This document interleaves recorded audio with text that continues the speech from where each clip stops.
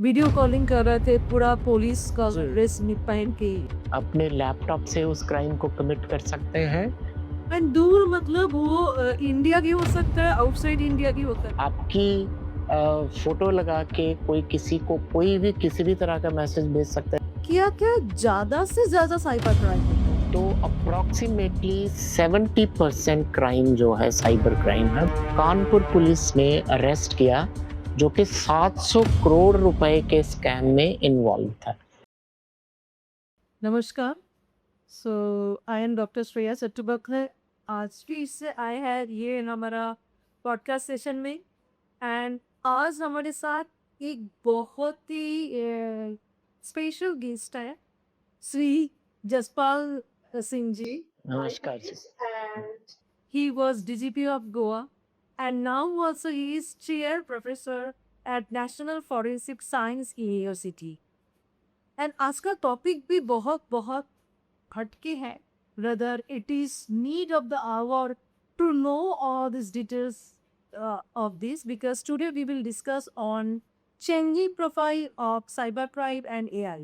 What is that actually? AI आने के बाद cybercrime increase भी हुआ, as well as with the help of AI, we are detecting the cybercrime things.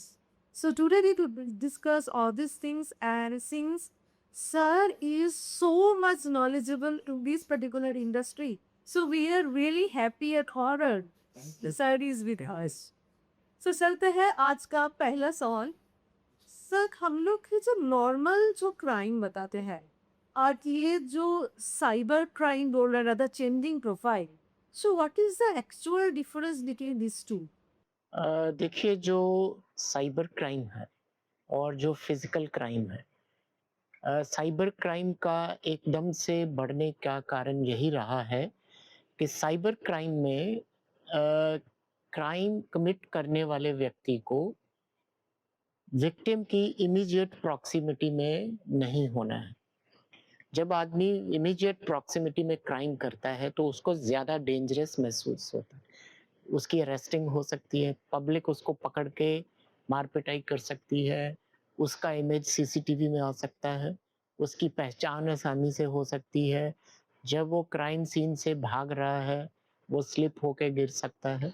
तो cyber crime ने crime commit करना इतना आसान कर दिया है कि आप एयर कंडीशन रूम पर बैठकर, आप पेड़ के ऊपर बैठकर अपने लैपटॉप से उस क्राइम को कमिट कर सकते हैं और क्षण भर से ही आप हज़ारों लाखों रुपया भी गायब कर सकते हैं। फाइनेंशियल जो फ्रॉड है वो आप just at the click of the button commit कर सकते हैं। तो इसको हम अपनी भाषा में कहते हैं कि low effort high gain crime, whereas physical crime is कि हाई एफर्ट लो गेन। कि आपको 5 ग्राम की चेन भी छीननी है तो आपको उनकी इमीडिएट प्रॉक्सिमिटी में आना पड़ेगा। तो क्रिमिनल ने इसको इसलिए बहुत फास्ट अडॉप्ट किया कि उसको इसमें बहुत कम एफर्ट से ज़्यादा गेन हो रहा है। यही वजह भी है इसकी बहुत सारा एक्सपेंशन होने में, क्राइम में, नंबर बढ़ने में और स्केल एंड सोफिस्टिकेशन में भी, क्योंकि उसको दूर बैठ के ये क्राइम करना है। एंड दूर मतलब वो इंडिया की हो सकता है, आउटसाइड इंडिया की होता है। आउटसाइड से भी होते हैं, जो फाइनेंशियल फ्रॉड्स होते हैं या आपकी आइडेंटिटी थेफ्ट होती है या आपको कोई लिंक भेजा है जिस पे क्लिक करने के लिए आपको इंड्यूस किया गया है, तो वो कहीं बैठे भी आप भेज सकते हैं। आपकी फोटो लगा के कोई किसी को कोई भी किसी भी तरह का मैसेज भेज सकता है जिसको हम आइडेंटिटी थेफ्ट कहते हैं और फिर उसमें उससे इंड्यूस कर सकता है कुछ पैसे शेयर करने के लिए। ऐसे मॉडस ऑपरेंडी से भी बहुत सारे क्राइम, इवन बड़े बड़े अधिकारियों के, पॉलिटिकल लीडर्स की फोटो लगा के कई व्यक्ति जो क्राइम कमिट करते हैं लोगों को मैसेज भेजते हैं कि मुझे तुरंत कुछ पैसों की जरूरत पड़ गई है, कृपया आप मुझे इस अकाउंट में पैसे भेज दें।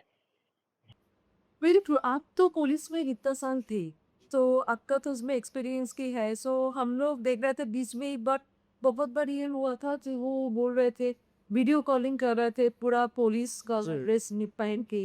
एंड ये सो ये जो जनरल पब्लिक के साथ जनरली क्या क्या ज्यादा से ज्यादा साइबर क्राइम होता है, कौन सी चीज? देखिए, अगर हम स्टैटिस्टिक्स की बात करें, आंकड़ों की बात करें, तो अप्रॉक्सीमेटली 70% क्राइम जो है, साइबर क्राइम है, वो फाइनेंशियल फ्रॉड्स है, जिसको आप ऑनलाइन फ्रॉड कह दें, इन्वेस्टमेंट स्कैम्स कह दें, या फिर आप ये कहें कि कुछ ऐसी इन्वेस्टमेंट स्कीम्स जिस पे बड़े ही अनरीजनेबल रिटर्न्स प्रॉमिस किए जाते हैं।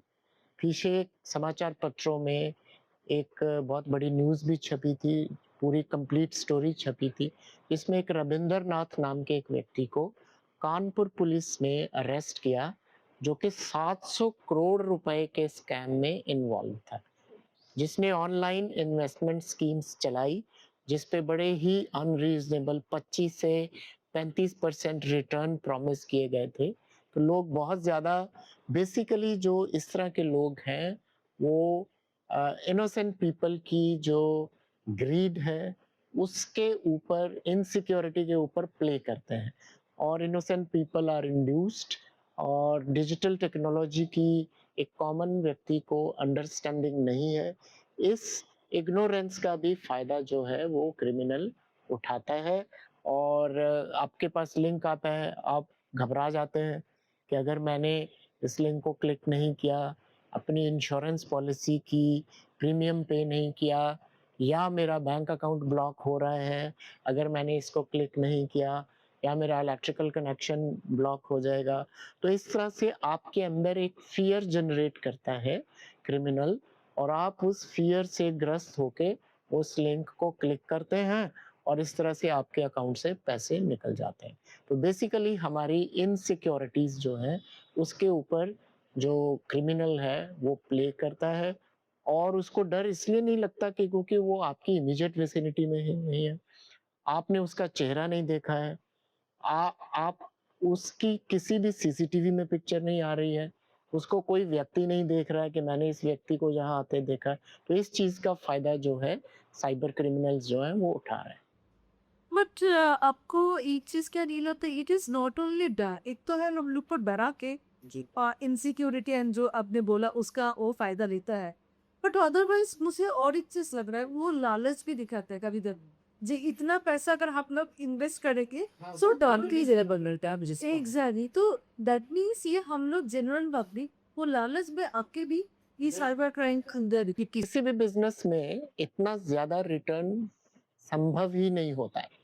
तो लेकिन क्योंकि हर कॉमन आदमी, लीगल लिटरेसी बड़ी कम है, फाइनेंशियल लिटरेसी बड़ी कम है, डिजिटल लिटरेसी का लेवल जो है वो उतना ज़्यादा नहीं है। नॉर्मली मैं इसके बारे में ये कहता हूँ कि जो डिजिटल स्पेस है या साइबर स्पेस है, ये इंजीनियर्स के द्वारा क्रिएट की जाती है। लेकिन जो डिजिटल डिवाइस है, उसको एक कॉमन से कॉमन आदमी, रिक्शा चलाने वाला भी, सड़क पे काम करने वाला लेबर भी, और बड़े से बड़ा अधिकारी और प्रोफेसर्स या कोई भी मंत्री भी, सब जगह इसको, इस हर लेवल पे ये डिजिटल डिवाइसेस यूज होते हैं। तो इसलिए जो आदमी डिजिटल डिवाइस को अच्छी तरह से नहीं समझता है, वो इजीली ही उसके झांसे में आ जाता है क्रिमिनल के, जिससे उसके साथ धोखाधड़ी हो जाती है। नाउ मेरा नेक्स्ट क्वेश्चन है, अभी since AI is now everywhere and we are using AI also a lot, तो आपको क्या लग रहा है ये एआई की वजह से भी साइबर क्राइम का रेट ज्यादा हो क्या? देखिए, एआई ने क्या इसमें फैसिलिटेट किया है, पहला तो ये है कि स्केल एंड सोफिस्टिकेशन। पहले आदमी को खुद एक certain level of proficiency, understanding ज़रूरी थी कि उसको डिजिटल डिवाइस या नेटवर्किंग की, या पोर्ट्स क्या होते हैं किसी भी डिजिटल डिवाइस में, उसके बारे में एक बेसिक अंडरस्टैंडिंग की ज़रूरत थी। लेकिन जब से एआई आए हैं, जनरेटिव एआई है, या इवन चैट जीपीटी भी है, ये इतने सोफिस्टिकेटेड टूल्स हैं किसी भी व्यक्ति के हाथ में, कि आप किसी भी तरह का मैसेज जनरेट कर सकते हैं। अगर आपको कोई इस तरह की लेटर का ड्राफ्ट जनरेट करना है कि ये चिट्ठी किसी सरकारी अधिकारी से आई है, वैसे ही कर सकते हैं। या आपके बच्चे ने यूनिवर्सिटी से ऐसी चिट्ठी लिखी है, ईमेल भेजा है, उसको पैसों की ज़रूरत है, उस तरह से। प्लस बहुत सारे ऐसे टूल्स हैं जिसके ज़रिए जो बहुत ही सोफिस्टिकेटेड क्रिमिनल्स हैं, वो आपके साथ फेक इंटरव्यूज़ कंडक्ट करते हैं, फेक जॉब इंटरव्यू। जब वो आपके साथ फेक जॉब इंटरव्यू कंडक्ट करते हैं तो आपका बोलने का तरीका, आपका आँख झपकने का तरीका, आपकी वॉइस मॉड्यूलेशन वो आ जाती है। इसी तरह कभी-कभी डिसेप्टिव वीडियो कॉल करते हैं, तो उससे भी आपकी इमेजरी उनके पास उसको वो स्टोर करते हैं। बाद में उसी को मैनिपुलेट करके कई तरह के ऐसे वीडियो मैसेजेस जनरेट करते हैं, जैसे कि विक्टिम को ये लगता है कि उसी के किसी बच्चे ने, उसी के किसी रिश्तेदार ने या किसी पुलिस अधिकारी ने उनको फ़ोन किया है, जिस वजह से बहुत ही आसान तरीके से एआई ने साइबर क्राइम को फैसिलिटेट किया है। प्लस साइबर क्राइम आपको अपने विक्टिम सिलेक्शन करने में भी मदद करता है। मुझे ये लगता हाँ, कि टारगेट सिलेक्शन जो है वो बहुत आसान हो जाता है कि कौन सा वल्नरेबल अकाउंट है, किस में कितना बैलेंस है, ये आई बट ज़्यादातर जो है वो वॉइस और वीडियो, क्योंकि इसमें सबसे बड़ा जो रिस्क है एआई टूल्स का कि बहुत सारी जगह सेंसिटिव लोकेशंस पे या इवन कई जगह पर आपकी बायोमेट्रिक प्रोफाइल के थ्रू ही आप किसी चीज में एंट्री ले सकते हैं या आप अपना अकाउंट खोल सकते हैं या एटीएम से अगर आपको कुछ निकलवाना है, किसी किसी जगह बायोमेट्रिक आइडेंटिटी का इस्तेमाल करते हैं। एआई ने ये फैसिलिटेट किया है कि आप फेशियल रिकॉग्निशन सॉफ्टवेयर को भी बाईपास कर सकते हैं।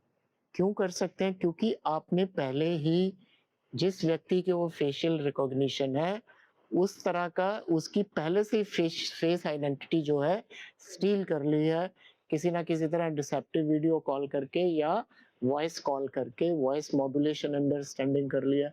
कई तो इतने सोफिस्टिकेटेड टूल्स हैं कि आप 1 सेकंड में कितनी बार अपनी आँख झपकते हैं, आपकी वॉइस मॉड्यूलेशन कैसी होती है, आप एक पर्टिकुलर वर्ड पे कितना एम्फेसिस देते हैं, लैंग्वेज पैटर्न, आपकी वॉइस पैटर्न, आपकी सिलेक्शन ऑफ वर्ड्स, क्योंकि जिसके साथ आप रेगुलरली कॉरेस्पॉन्ड करते हैं, जब उसको इस तरह का फेक कोई वीडियो मैसेज आता है तो वो यही महसूस करता है कि ये वीडियो सचमुच ही उसके लिए है, जिसकी वजह से वो बड़े झांसे में आ जाता है।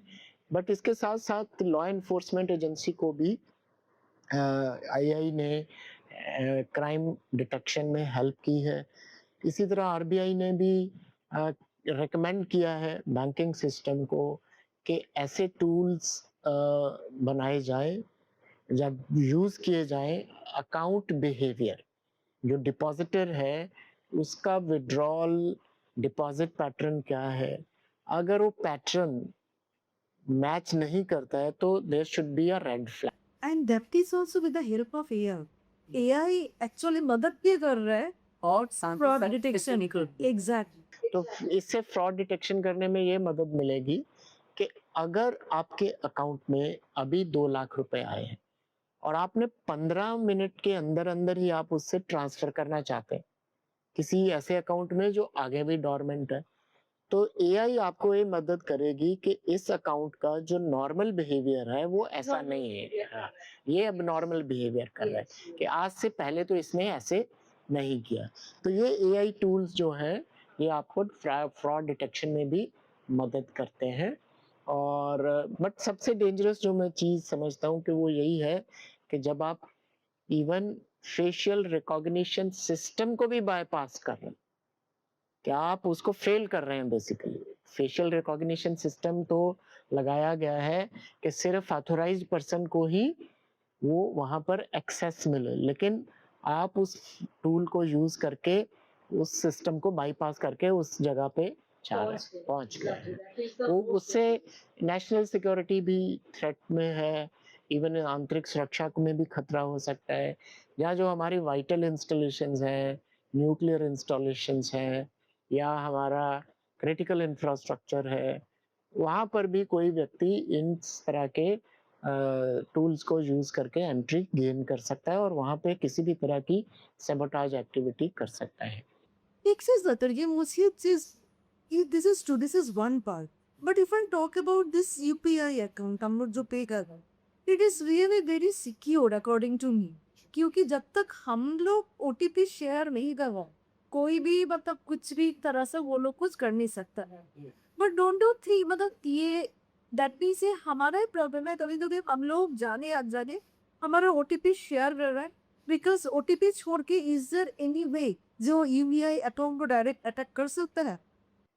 देखिए यूपीआई ऐप अपने आप में तो बहुत सुरक्षित ऐप है, लेकिन जहाँ पर भी क्रिमिनल आपको क्या करता है, कोई ना कोई एरर कमिट करने के लिए इंड्यूस करता है, क्योंकि शेयर वॉल्यूम जो है ट्रांजैक्शंस का, एक एक लाख ट्रांजैक्शन एवरी डे होती है यूपीआई सिस्टम के अंदर। तो अगर आप वहां पर ऐसा कोई फिल्टर भी लगाएंगे तो इतने शेयर वॉल्यूम में कई बार ये डिटेक्ट कर पाना कि ये फेक ट्रांजैक्शन है। बट जहाँ यूपीआई ने डिजिटल पेमेंट्स में कन्वीनियंस दी है, स्पीड दी है, वहाँ वही स्पीड कई बार किसी भी विक्टिम के लिए भी प्रॉब्लम का बायस बनती है। क्यों बनती है कि जैसे कि एक ऐप है 1930, एक हेल्पलाइन है। अगर आपके साथ कोई फाइनेंशियल फ्रॉड होता है तो आपको अपनी सारी इंफॉर्मेशन लेने के बाद वहां पर एक फोन करना है, लेकिन बाय द टाइम तो कि स्पीड ऑफ ट्रांजैक्शन इतनी ज्यादा है कि जब तक आप 1930 पे पहुंचते हैं, जो आपका अमाउंट डिफ्रॉडेड अमाउंट है वो फर्स्ट सेकंड थर्ड लेयर पार करके अलग अलग जगह चल जाता है, जिसकी ट्रेल को ट्रेस करना बहुत ही मुश्किल है। असंभव नहीं है लेकिन मुश्किल है। बट बाय दैट टाइम हो सकता है कि आदमी उसको, उस प्रॉपर्टी को, उस अमाउंट को किसी और चीज में कन्वर्ट कर ले, या वो किसी ई कॉमर्स साइट से उसकी पेमेंट कर दे।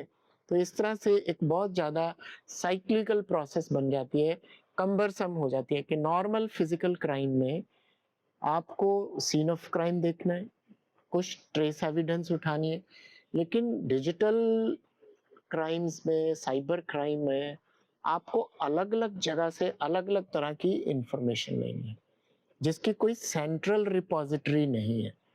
आपको पहले, क्योंकि बहुत सारी ऐसी ऐप सर्विसेज हैं या ऐसी एप्लीकेशंस हैं जिनके सर्वर इंडिया से बाहर है, तो वो भी वहाँ भी आप फैसिलिटेट तो उन्होंने किया है कि आप इस जगह पर अपनी इस पर्टिकुलर आईडी से ईमेल भेजें, लेकिन उसके बाद भी वो खुद अपने लीगल सेल से इवैल्यूएट कराते हैं कि क्या इसमें हम ये इंफॉर्मेशन लॉ एनफोर्समेंट एजेंसी के साथ शेयर कर सकते हैं या नहीं कर सकते।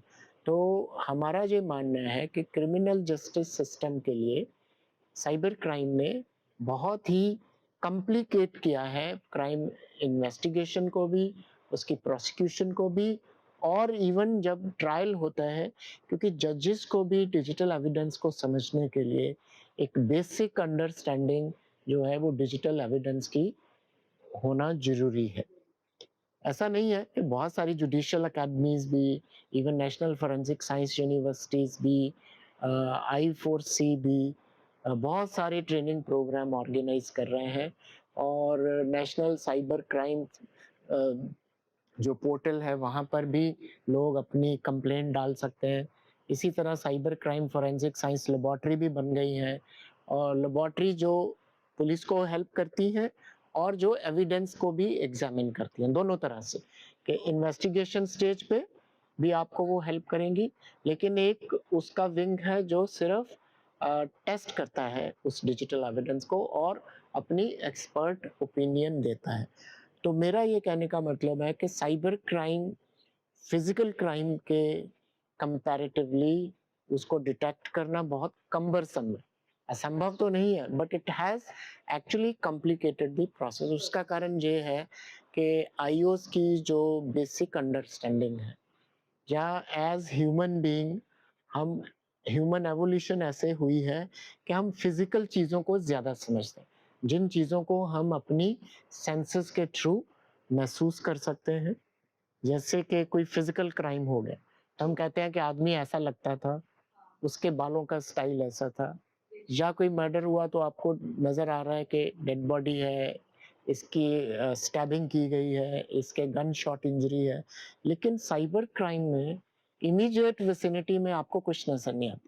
आपको सिर्फ सडनली पता लगता है कि आपके अकाउंट से पैसे डिडक्ट हो गए हैं, या फिर आप किसी इन्वेस्टमेंट स्कीम में सब्सक्राइब कर रहे थे, तो ऑल ऑफ ए सडन आपको लगता है कि वो स्कीम एकदम से बंद हो गई है और आपको वहाँ से किसी भी तरह की रिस्पॉन्स नहीं मिलती है।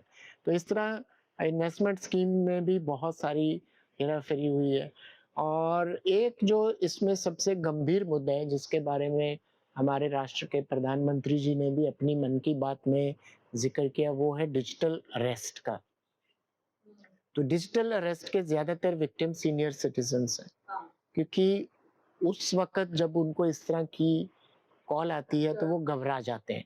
Under fear so they keep on transferring the amount and जिस वजह से करोड़ों का और लाखों का उनका नुकसान होता है। तो डिजिटल अरेस्ट के बारे में भी नागरिकों को ये समझने की ज़रूरत है कि किसी भी लॉ एनफोर्समेंट एजेंसी, चाहे वो लोकल पुलिस है, क्राइम ब्रांच है, सीबीआई है, या किसी भी तरह की इन्वेस्टिगेशन एजेंसी है, डिजिटल अरेस्ट जैसी कोई भी लीगल प्रोसेस नहीं होती।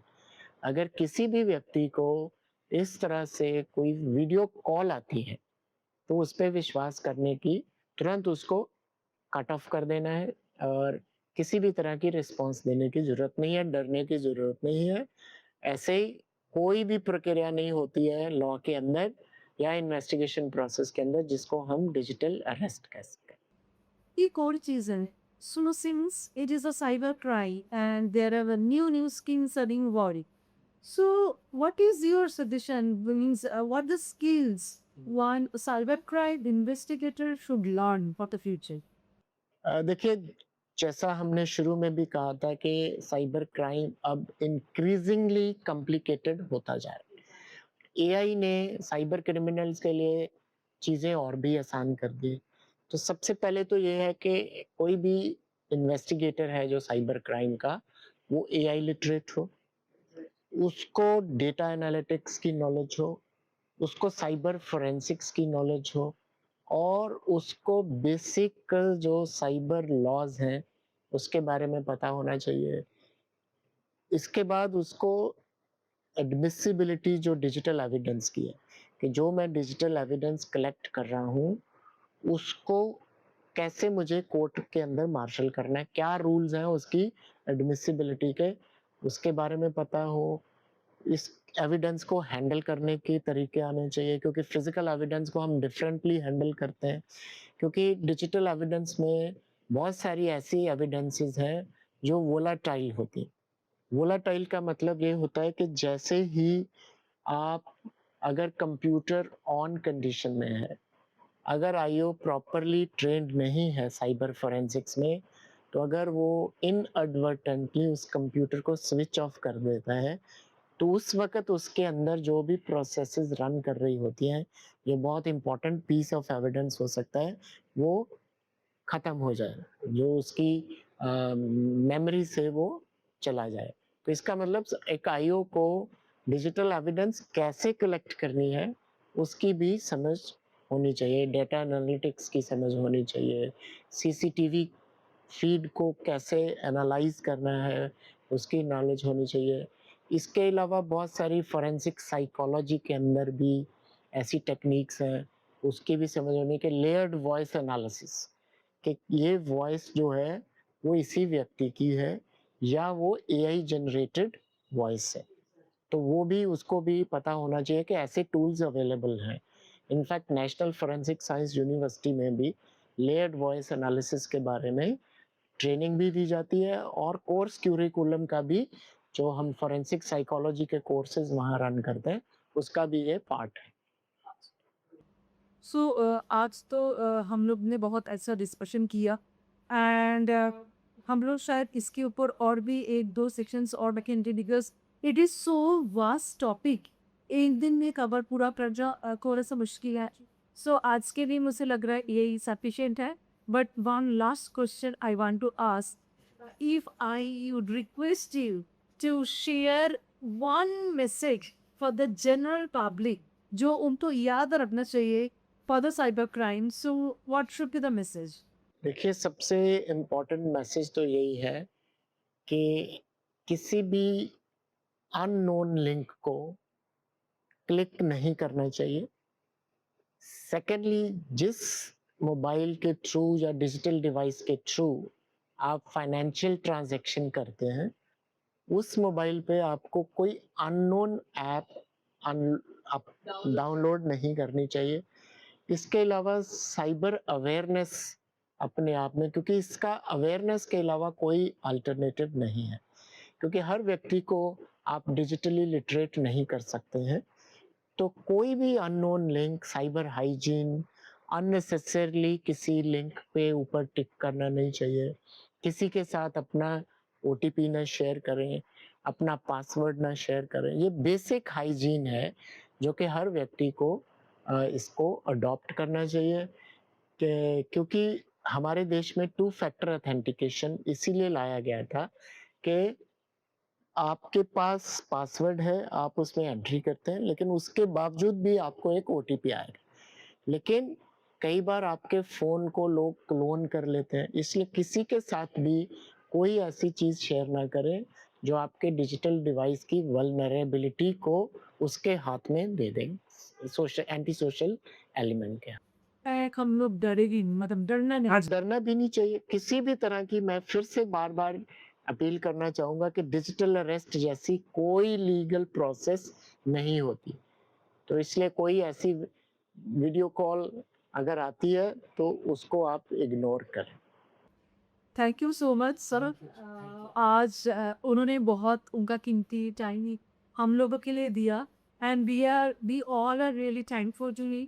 And please just follow this particular channel, and हम लोग इसके ऊपर और भी ज़्यादा सेशन करेंगे, क्योंकि ऑलरेडी वी टोल्ड एक दिन में पॉसिबल नहीं है। So please just open your eyes and watch this channel, and you will get so many informative information for this on the cybercrime and all. Thank you so much. Thank you.